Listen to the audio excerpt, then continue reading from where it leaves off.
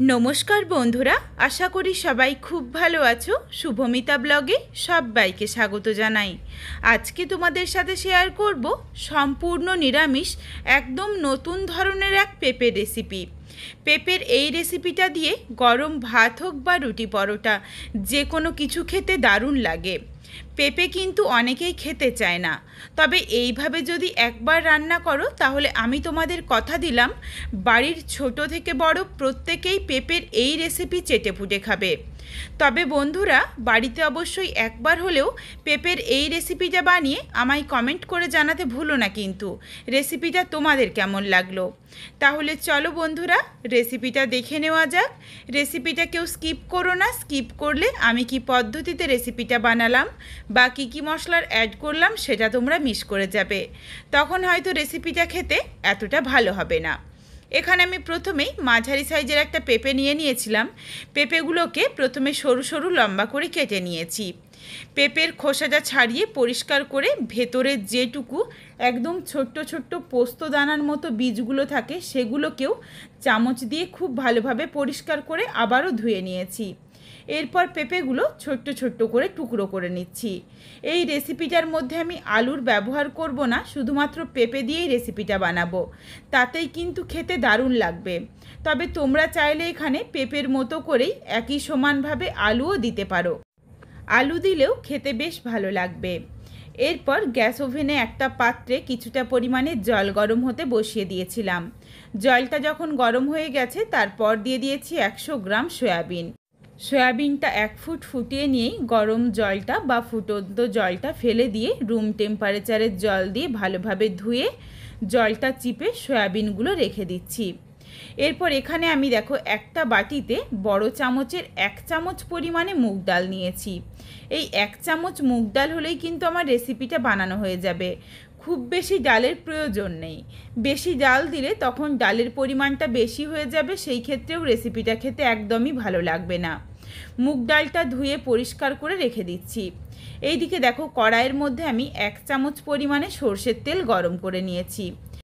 তেল থেকে কাঁচা গন্ধটা চলে গেছে। এরপর প্রথমেই দিয়ে দিলাম কেটে রাখা পেঁপে।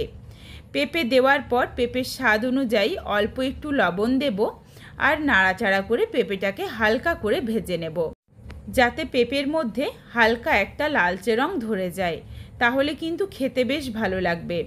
পেঁপেটা প্রায় আমি 3 থেকে 4 মিনিট সময় নিয়ে গ্যাসের ফ্লেম লো টু মিডিয়ামে করে ভেজে নিয়েছি। লবণ দিয়ে দিয়েছি, এরপর নাড়াচাড়া করে মিশিয়ে নিলাম। ঢাকা চাপা দিয়ে ভেজে নিচ্ছি যাতে পেঁপের থেকে সহজেই জলটা বেরিয়ে যায়। এই রেসিপিটা কিন্তু একদমই সাধারণ রেসিপি, আর এখানে আমি যতটা সম্ভব কম তেল মশলার ব্যবহার করেছি।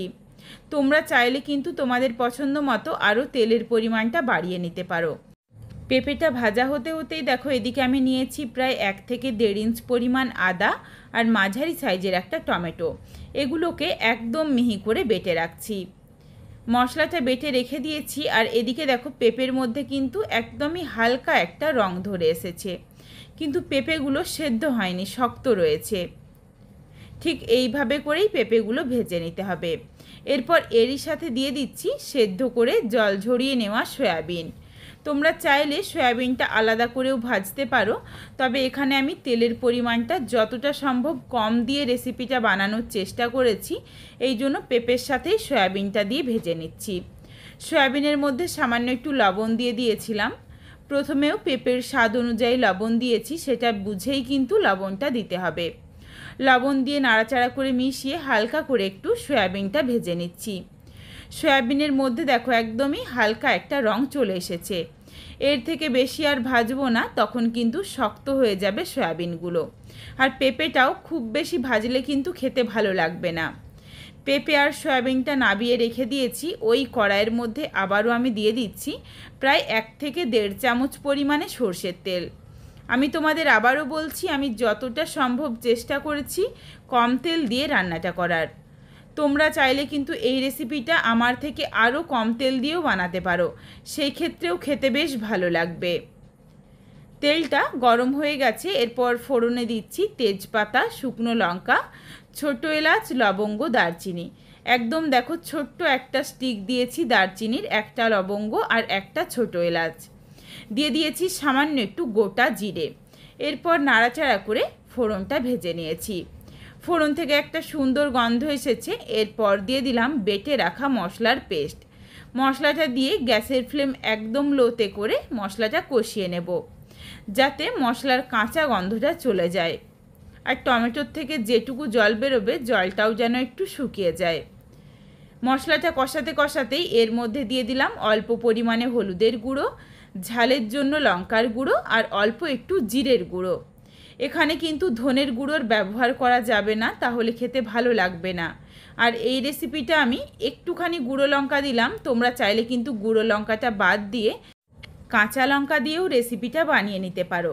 তাতে হয়তো কালারটা খুব ভালো আসবে না, কিন্তু খেতে দারুণ লাগবে। একদম গ্যাসের ফ্লেম লোতে করে দেখো খুবই অল্প পরিমাণে মশলা ভালোভাবে কষিয়ে নিয়েছি। এরপর দিয়ে দিলাম মশলার বাটিটা ধোয়া অল্প একটু জল। জল দিয়ে নাড়াচাড়া করে মিশিয়ে নেওয়া হয়ে গেছে। এরপর এখানে দিয়ে দিলাম ধুয়ে জল ঝরিয়ে রাখা মুগ ডাল। যদিও মুগ ডালটা প্রথমে ভাজা নেই, শুকনো খোলায়, এই জন্য এইভাবে মশলার সাথে দিয়ে একটু কষিয়ে নিচ্ছি, যাতে মুগ ডালের সুন্দর গন্ধটা বেরিয়ে আসে আর রেসিপিটা খেতে বেশ ভালো লাগে। প্রায় 30 থেকে 40 সেকেন্ড মতো সময় নিয়ে গ্যাসের ফ্লেম লো টু মিডিয়ামে করে একটু কষিয়ে নিয়েছি। এরপর এখানে আমি দিয়ে দিচ্ছি বেশ কিছুটা পরিমাণে জল। এখানে তোমরা যেমন ঝোল বা গামাখো রাখতে চাও সেই বুঝে জলটা দিয়ে নিও। এই রেসিপিটা কিন্তু আমি খুব বেশি ঝোল রাখবো না, একটু মাখো মাখো রাখবো, এই জন্য জলের পরিমাণটা একটু কমই দিলাম। তার উপরে আবার সয়াবিনের মধ্যে বেশ কিছুটা জল টেনে নেবে। জলটা দিয়ে নাড়াচাড়া করে ভালোভাবে মিশিয়ে নিয়েছি। সুন্দর দেখো একটা এখনই কালার চলে এসেছে। জলটা ফুটে যাওয়া অবধি অপেক্ষা করব। সুন্দরভাবে দেখো যখন ফুটে উঠেছে, এরপর এখানে দিয়ে দিচ্ছি ভেজে রাখা পেঁপে আর সয়াবিন। পেঁপে সয়াবিনটা দেওয়ার পর নাড়াচাড়া করে একবার মিশিয়ে নেব। মিশিয়ে নেওয়া হয়ে গেলে গ্যাসের ফ্লেম লোতে করে বেশ কিছুক্ষণের জন্য ঢাকনা দিয়ে ঢেকে রাখবো, কারণ এখনও অবধি পেঁপেটা সেদ্ধ হয়নি আর মুগ ডালটাও কিন্তু সেদ্ধ হয়নি। এই ঢাকনা দিয়ে কিছুক্ষণ ঢেকে রাখলেই সুন্দরভাবে সহজেই সবজি আর ডালটা সেদ্ধ হয়ে যাবে। এখানে মুগ ডালটা ঠিক এমনভাবে সেদ্ধ করতে হবে যাতে একটু গোটা গোটা মতো থাকে, একদম যাতে গলে না যায়। এই রেসিপিটার মধ্যে একদম গলে যাওয়া মুগ ডালটাও ভালো লাগে না। দিয়ে দিয়েছি স্বাদ অনুযায়ী অল্প একটু লবণ দিয়ে নাড়াচাড়া করে মিশিয়ে নিলাম। এরপর ঢাকনা দিয়ে বেশ কিছুক্ষণ ঢেকে রাখছি, প্রায় 6-8 মিনিটের মতো। এর মধ্যেই ভালোভাবে ডাল আর পেঁপেটা সেদ্ধ হয়ে যাবে। ফিরে এসেছি প্রায় 6 থেকে 8 মিনিট পর। এখানে দেখো তোমাদের একটু আমি দেখিয়ে দিই, পেঁপে একটা চেপে দেখিয়ে দিই। পেঁপেগুলো দেখো একদম সুন্দরভাবে নরম হয়ে গেছে। আর মুগ ডালগুলো দেখিয়ে দিই, দেখো মুগ ডালগুলো সুন্দর একটু একটু ছিপড়ে রয়েছে, অথচ সুন্দরভাবে সেদ্ধ হয়ে গেছে। তোমরা চাইলে একদম এই রকম কষা কষা করেও রেসিপিটা বানিয়ে নিতে পারো, সেই ক্ষেত্রেও বেশ ভালো লাগবে। তবে এখানে আমি আবারও 1/2 কাপ পরিমাণে জল অ্যাড করে দিয়েছি। জল দিয়ে নাড়াচাড়া করে মিশিয়ে নিলাম। আর এরপর এখানে দিয়ে দিচ্ছি 1/2 চামচ পরিমাণে চিনি। চিনিটা কিন্তু অতি অবশ্যই দিতে হবে, তার কারণ নিরামিষ রান্নার চিনি ছাড়া কিন্তু একদমই ভালো লাগবে না। চিনি দিয়ে মিশিয়ে নেওয়া হয়ে গেছে। রেসিপিটা এরপর একদমই রেডি। নাবিয়ে নেব। নাবিয়ে নেওয়ার আগে দিয়ে দিলাম সামান্য একটু স্বাদ অনুযায়ী লবণ, আর দুটো দিচ্ছি ফাটিয়ে নেওয়া কাঁচা লঙ্কা, যাতে এই কাঁচা লঙ্কার গন্ধটা সুন্দরভাবে রান্নাটার সাথে থেকে যায়। আর দিয়ে দিচ্ছি 1 চামচ পরিমাণে ঘি। এখানে আমি ঘিয়ের ব্যবহার করেছি, তোমরা চাইলে কিন্তু এখানে অল্প একটু গরম মশলার গুঁড়ো দিতে পারো, যদি না ঘি দাও তখন।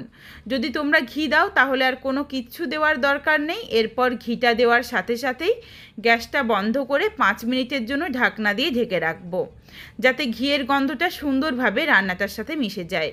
আর রেসিপিটা তোমরা যদি রুটি পরোটা খাওয়ার জন্য বানাও, তাহলে চাইলে তোমরা শেষে অল্প একটু ধনেপাতা কুচি দিতে পারো, বা ড্রাই রোস্ট করে নেওয়া কাসৌরি মেথির পাতা বা কাঁচা কাসৌরি মেথির পাতাও দিতে পারো, যদি রুটি পরোটা দিয়ে খাও, সেই ক্ষেত্রে বেশ ভালো লাগবে। আর যদি ভাত দিয়ে খাও তাহলে অবশ্যই আমার মতো করে বানিয়ে আমায় কমেন্ট করে জানিও যে রেসিপিটা তোমাদের কেমন লাগলো। রেসিপিটা দেখো একদম রেডি হয়ে গেছে। তবে বন্ধুরা, রেসিপিটা তোমাদের যদি ভালো লেগে থাকে তাহলে লাইক করো, শেয়ার করে বন্ধুদের দেখার সুযোগ করে দিও। তোমরা যদি এই রকম নিত্য নতুন রেসিপি আরও পেতে চাও তাহলে অবশ্যই আমার চ্যানেলটিকে সাবস্ক্রাইব করে পাশে থাকা বেলটি অন করে অল নোটিফিকেশান অন করে দিও, যাতে আমার প্রত্যেকটা রেসিপির নোটিফিকেশান সবার প্রথমে তোমাদের কাছে পৌঁছে যায়। আবারও খুব শীঘ্রই হাজির হচ্ছি নতুন কোনো এক রেসিপি নিয়ে। পরবর্তী রেসিপি দেখার আমন্ত্রণ রইল। পুরো ভিডিওটা দেখার জন্য অনেক অনেক ধন্যবাদ। তাহলে আজকে আসি, সবাই ভালো থেকো, সুস্থ থেকো। আবারও দেখা হচ্ছে নতুন রেসিপির সাথে।